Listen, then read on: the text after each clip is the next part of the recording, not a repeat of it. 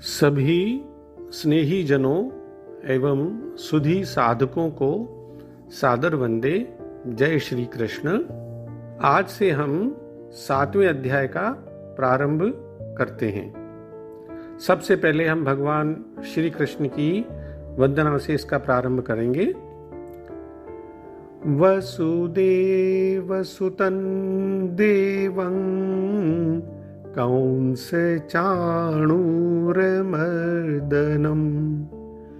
देवकी परमानन्दं कृष्णं वन्दे जगद्गुरुं।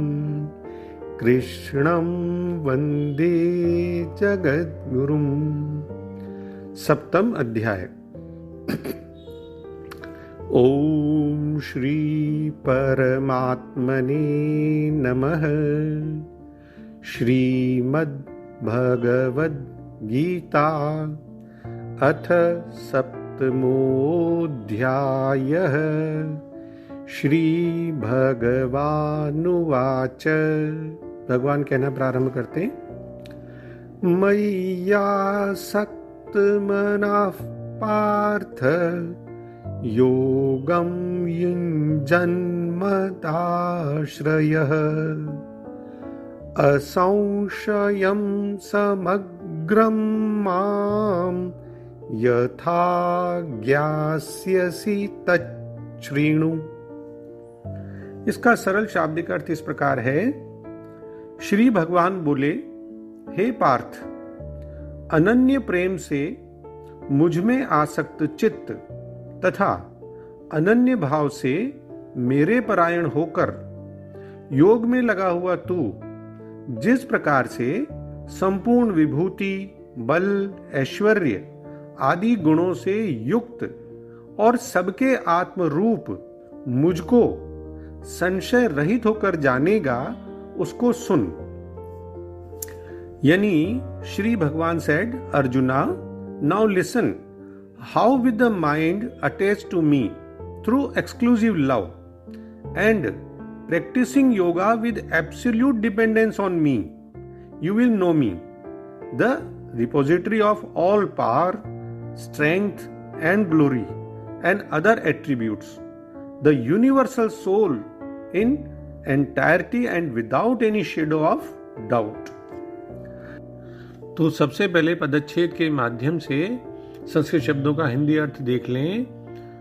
श्री भगवान बोले, पार्थ, हे पार्थ, मई आसक्त मनाहा, यानी अनन्य प्रेम से मुझ में आसक्ति चित्त होकर, मदाश्रय तथा अनन्य भाव से मेरे परायण होकर, योगम यानी योग में, युंजन यानी लगा हुआ, यथा तू जिस प्रकार से, समग्रम संपूर्ण यानी विभूति, बल, ऐश्वर्य आदि गुणों से युक्त सबके आत्मरूप, माम यानी मुझको, असंशयम संशय रहित होकर, बियॉन्ड एनी डाउट, ज्ञास्यसि जानेगा, तत् उसको, शृणु यानी सुन।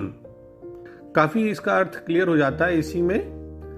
फिर भी भगवान कहते हैं कि मुझ परमेश्वर में ही जिसका मन आसक्त हो वह तो कहलाता है मैया सक्त मना, और मैं परमेश्वर ही जिसका एकमात्र सहारा हूं, आश्रयदाता हूं, वह मदाश्रय है। तो हे पार्थ, ऐसा मैया सक्त मना और मदाश्रय होकर तू योग का साधन करता हुआ, यानी मन को ध्यान में स्थित और केंद्रित करता हुआ, जिस प्रकार मुझको बिल्कुल डाउट फ्री होके, विदाउट एनी डाउट मुझे समग्र रूप से जान जाएगा, उसे तू सुन। यानी अब भगवान उसको ज्ञान और विज्ञान के बारे में बताना शुरू करते हैं। इस अध्याय का नाम भी ज्ञान, विज्ञान, योग इसीलिए है। यानी भगवान श्री कृष्ण अर्जुन को वचन देते हैं कि वे आत्म साक्षात्कार के सिद्धांत एवं उपायों का समग्रतः वर्णन करेंगे, जिससे ये क्लियर हो जाएगा कि किस प्रकार एक वेल ऑर्गेनाइज्ड माइंड के द्वारा, मन के द्वारा आत्म स्वरूप का ध्यान करने से आत्मा की अपरोक्षानुभूति हो जाती है। यानी और भी विद्वानों ने अलग अलग शब्दों में कहा है। जैसे स्वामी शील प्रभुपाद जी लिखते हैं कि श्री भगवान ने कहा, हे प्रथापुत्र, अब सुनो कि तुम किस तरह मेरी भावना से पूर्ण होकर और मन को मुझ में आसक्त करके योगाभ्यास करते हुए मुझे पूर्णतया और बिना किसी शंका के जान सकते हो। तो इसमें अध्याय में कृष्ण भावनामृत की प्रकृति का विशद वर्णन किया गया है और मनुष्य को चाहिए कि छठे अध्याय के जो अंतिम श्लोक है उसके अनुसार योग का अभ्यास करें, जिसमें उन्होंने कहा था कि योगी नामपि सर्वेषां मद गते नान्तरात्मना और श्रद्धावान भजते यो माम स में युक्त तमोमतः। तो उसके अनुसार मतलब जो संपूर्ण योगियों में श्रद्धावान योगी मुझ में लगे हुए अंतरात्मा से मुझको निरंतर भजता है, वह योगी मुझे परम श्रेष्ठ मान्य है। यह छठे अध्याय का अंतिम श्लोक था। तो परम सत्य श्री भगवान कृष्ण को जानने की विधि का वर्णन श्रीमद् भागवत में भी आया है। खैर, तो अब भगवान अपने गुण प्रभाव के सहित समग्र स्वरूप का विविध प्रकारों से युक्त भक्ति योग का वर्णन करने के लिए इस 7वें अध्याय का आरंभ करते हैं। और सबसे पहले जो 2 श्लोक हैं उसमें अर्जुन को सावधानी के साथ सुनने की प्रेरणा करते हैं और ज्ञान विज्ञान के कहने की प्रतिज्ञा करते हैं कि हे पार्थ, अनन्य प्रेम से मुझ में आसक्त चित्त अनन्य भाव से मेरे परायण होकर योग में लगा हुआ तू जिस प्रकार समस्त विभूति बल ऐश्वर्य से युक्त सबके आत्मरूप मुझको संशय रहित होकर जानेगा, उसको तुम सुनो। तो इस प्रकार से ये अध्याय प्रारंभ होता है। मैया सक्त मना, यानी मेरे में ही जिसका मन आसक्त हो गया हो। और मन को भगवान में हम कैसे लगाएं कि वो मैया सक्त मना हो जाए? आप भगवान के पास बैठिए, अगर भजन पूजन कुछ कर सकते हैं तो करिए, नहीं तो आप शांत भाव से बैठे रहें। आप भगवान के पास बैठे रहेंगे तो भी तो वो देख रहे हैं कि ये मेरे में मन को लगा के बैठा है, तो वो उसको निरर्थक कैसे मानेंगे, उसको मतलब यूजलेस नहीं मानेंगे। वो भी एक तरह से साधना का ही हिस्सा हुआ। यानी मतलब ये हुआ कि जो भगवान में मन लगाने के लिए भगवान का आश्रय लेके भगवान के भरोसे बैठ जाता है, तो वो भी तो भगवान की कृपा से भगवान में मन वाला हो जाता है ना। दूसरा, भगवान सब जगह है, वो यहां भी है, मेरे में भी है, मेरे हैं, अभी है और यहां है। तो सब प्रकार से ये मानना, विश्वास होना और श्रद्धा होना कि यहां है, अभी है, मेरे में है और मेरे ही तो है। तो इस प्रकार से मानना, कोई भी देश काल वस्तु व्यक्ति परिस्थिति घटना क्रिया उनसे रहित नहीं है, ऐसा मानना, उनसे रहित होना संभव ही नहीं है, ऐसा मानना और इसको मानते हुए नाम जप करना, तो वो भगवान के मन वाला हो गया। फिर आता है मदाश्रय, यानी जिसको केवल मेरी आशा है, मेरा भरोसा है, मेरा सहारा है, मेरा विश्वास है और जो सर्वथा पूरी तरह मेरे आश्रित है, वह मदाश्रय कहलाता है। यानी पूरा अवलंबन, आधार सब कुछ भगवान ही है। मेरे तो गिरधर गोपाल दूसरो ना कोई, जो मीरा जी ने कहा है, वो भाव अगर इसमें है तो इसी का वाचक यहां मदाश्रय पद है।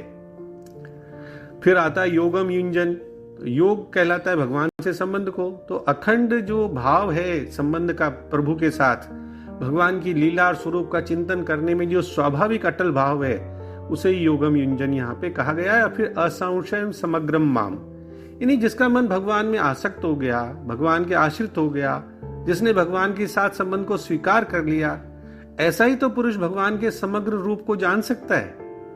ज्ञान मार्ग से जो चलता है वो भगवान कहते हैं कि मेरे को जान सकता है, प्राप्त कर सकता है, लेकिन भक्ति से तो वो मेरा भक्त मुझे समग्र रूप से जान सकता है और जिस रूप से मेरी उपासना करता है ना, उस रूप का दर्शन भी कर सकता है। अंतिम पद है यथा ज्ञास्यसि तच्छृणु, यानी तू जिस प्रकार जान सके वह भी कहूंगा और जिस तत्व को तू जान सकता है उसका मैं वर्णन करूंगा। बहुत ही सही बात उन्होंने कही है। और जो छठे अध्याय का अंतिम श्लोक मैंने बताया था उसमें सामान्य बात कही थी, और यहाँ 7वां अध्याय प्रारंभ करते हुए यथा ज्ञास्यसि तच्छृणु पदों में भगवान विशेषता से कहते हैं कि तू जिस प्रकार मेरे समग्र रूप को जान जाएगा, मैं वैसे ही तेरे को कहूंगा, तू मेरे से सुन।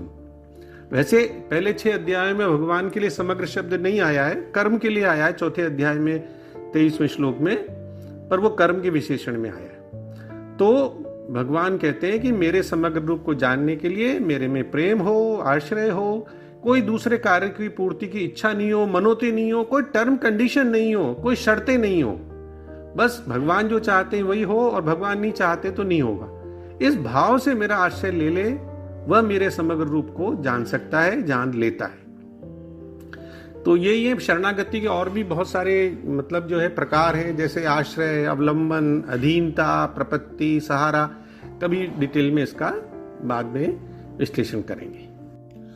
तो और सरल शब्दों में हम देखें इसका भाव, तो परम प्रभु ने कहा, हे अर्जुन, अब यह सुनो कि भक्ति योग के अभ्यास द्वारा और मेरी शरण ग्रहण करके मन को केवल मुझ में अनुरक्त करके और संदेह से पूरी तरह मुक्त होकर तुम मुझे पूर्णतया किस प्रकार जान सकते हो। जैसा कि हमने देखा, छठे अध्याय के समापन पर भगवान श्री कृष्ण ने घोषणा की थी कि वे जो मन को केवल उनमें स्थिर करके और फिर पूरी श्रद्धा भक्ति से उनकी सेवा करते हैं, वे सब योगियों में श्रेष्ठ हैं। तो जब ये उन्होंने कहा तो मन में कुछ स्वाभाविक प्रश्न तो किसी भी गंभीर साधक के मन में आएंगे ही कि भाई परमात्मा को जानने का मार्ग क्या है, कोई भगवान का ध्यान करे तो कैसे करे, भगवान की कोई आराधना करना चाहे तो कैसे करें। हालांकि अर्जुन ने ये प्रश्न नहीं किए थे, तो अपनी तरफ से, अपनी अनुकंपा से भगवान इनका पूर्व से ही अनुमान कर लेते हैं और फिर उत्तर देना प्रारंभ करते हैं। और उन्होंने शृणु शब्द का प्रयोग किया है, जिसका अर्थ है सुनो, मतलब ध्यान देकर सुनो। और इसके साथ ही मदाश्रय शब्द का भी प्रयोग किया है, जिसका अर्थ होता है भाई अपने मन को मुझ में केंद्रित करना। ये है। तो भगवान ने कहा, हे पार्थ सुनो, तुम मुझ में मन लगाकर मेरी शरण लेकर और योग का अभ्यास करके निस्संदेह मुझे पूर्णतः जान जाओगे। देखिए, भगवान को पूर्णतः और बिना किसी संदेह के जान पाने वाले दुर्लभ है। भगवान ने इसके लिए 3 शर्तें निर्धारित कर दी हैं, 3 टर्म एंड कंडीशंस डाल दी हैं। पहला, उसे प्रभु से जुड़ा रहना चाहिए। दूसरा, उसे प्रभु को ही अपना एकमात्र आश्रय मान लेना चाहिए। और तीसरा, उन्हें योग का अभ्यास करना चाहिए। भाई मन जो है वो एक बहुत ही पावरफुल टॉर्च की तरह है। अब टॉर्च को आप एक तरफ घुमाएंगे तो बाहरी संसार दिखाई देगा, उसे भीतर की तरफ घुमाएंगे तो आत्मा की अनुभूति होगी। देखिए, मन तो केवल उसी का चिंतन करता है ना जिससे वो जुड़ा हुआ होता है। तो भगवान योगी को उस व्यक्ति के रूप में वर्णित करते हैं जो भगवान से आसक्त है और जिसके लिए भगवान ही एकमात्र शरण है। भक्ति योग, ध्यान योग दोनों ही भगवान को जानने, उनके साथ एक होने में सहायक हैं। इसके अलावा इस श्लोक में एक बात का और स्पष्टीकरण दिखाई देता है कि भगवान को कैसे जाना जा सकता है। उन्हें भक्ति भाव से उनकी शरण में जाकर उनका ध्यान करके जाना जा सकता है। इस श्लोक में 2 शब्द बड़े महत्वपूर्ण हैं, असंशयम और समग्रम। असंशय का तो अर्थ होता है ये संशय से मुक्त, बियॉन्ड एनी डाउट। तो हम ये केवल बात पूर्णतः संशय मुक्त कब हो सकते हैं, वो है उस जिसके बारे में हम संशय मुक्त हो सकते हैं, वो है हमारा अस्तित्व। जब ज्ञान हम आत्मा के बारे में होता है ना, तो वहां फिर डाउट रहने का कोई सवाल ही नहीं उठता, क्योंकि आत्मा तो अद्वैत शुद्ध चेतना है। और दूसरा, अगर कोई बहुत ही सिद्ध प्रामाणिक गुरु से उपदेश सुनता है तो फिर कोई संशय नहीं रहता। तो भगवान तो महायोगेश्वर है, जगत गुरु है, उनकी वाणी में सुनेंगे तो फिर संशय का कोई अंश शेष रहेगा ही नहीं। तब वह ज्ञान समग्रम होता है, पूर्ण होता है, परिपूर्ण होता है। यानी केवल आत्मज्ञान ही हमें परिपूर्णता प्रदान कर सकता है। संसार के बारे में किसी भी ज्ञान की कोई परम वास्तविकता नहीं होती। सांसारिक जो भी ज्ञान होगा वो समय के हिसाब से, स्थान के हिसाब से, कारण के हिसाब से निरंतर बदलता रहता है, अपडेटेड होता रहता है। ये भी देखना बड़ा इंटरेस्टिंग है कि इस अध्याय के पहले श्लोक में भगवान ने समग्रम शब्द का प्रयोग किया, जिसका अर्थ है पूर्ण, परिपूर्ण। और इसी अध्याय के अंत में श्लोक 29 में भगवान ने कृत्स्नम शब्द का प्रयोग किया है, और जिसका अर्थ है परिपूर्ण। दोनों का अर्थ एक ही है। वहां 29वें श्लोक में भगवान कहते हैं कि जो मेरे शरण होकर जरा और मरण से छूटने के लिए यत्न करते हैं, वे पुरुष उस ब्रह्म को, संपूर्ण अध्यात्म को और संपूर्ण कर्म को जानते हैं। इसका अर्थ है कि उसे ईश्वर, मन और संसार के पीछे का रहस्य प्रकट हो जाता है। तो इस श्लोक के संदर्भ में और भी हम जानकारी ले सकते हैं। इसी गीता जी के अध्याय 5 के 17वें श्लोक को भी देख सकते हैं रेफरेंस के तौर पे, 18वें अध्याय के 66वें श्लोक को, 9वें अध्याय के 22वें श्लोक को, 10वें अध्याय के 10वें श्लोक आदि को। तो अंत में हम डॉक्टर राधा कृष्णन जी के सरल शब्दों में इसका अर्थ और भाव पुनः देख लें श्री भगवान ने कहा, हे अर्जुन, अब यह सुनो कि योग का अभ्यास करता हुआ अपने चित्त को मुझ में लगाकर और मुझी को यानी केवल मेरे को ही आश्रय मानकर असंदिग्ध रूप से यानी सारे शक शुभों से दूर होकर तू पूरी तरह मुझको किस प्रकार जानेगा। आज के लिए इतना ही कि सब कुछ भगवान ही है। वासुदेव सर्वमिति, यही भगवान का समग्र रूप है। मय्यासक्त मनामि क्या, प्रेम की प्रधानता है, मुख्यता है, और मदाश्रय में इसमें श्रद्धा और विश्वास की मुख्यता है। जय श्री कृष्ण। ओम श्री कृष्णार्पणमस्तु। डॉक्टर BK शर्मा के प्रणाम और किसी भी भूल अथवा त्रुटि के लिए हृदय से क्षमा।